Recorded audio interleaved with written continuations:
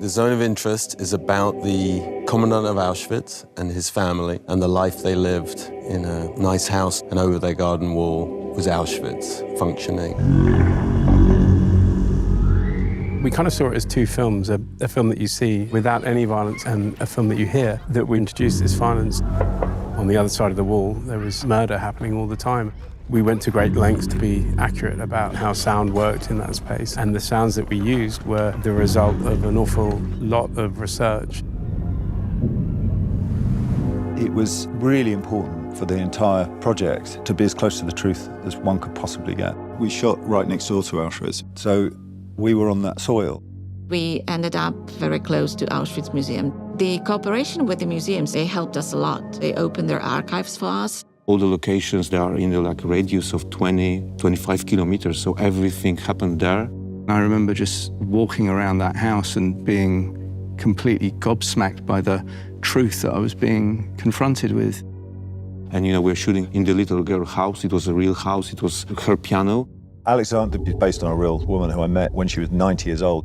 A very beautiful story happened when we were fitting Alexandra. Chris was in the original house where Alexandra was living.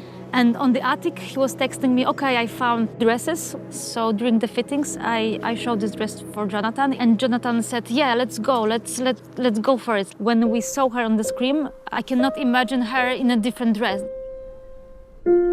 Alexandra would also leave food for people who were starving and dying that she saw outside her bedroom window. She finds music in the tin, and it's a melody that was written by a real prisoner in 1943 called Joseph Wolf. Text von Joseph Wolf, geschrieben 1943 in Auschwitz, Auschwitz III. And it was written during his incarceration, and it knocked our socks off, all of us, when we heard it. It was hugely impactful, and there's loads of different layers to it.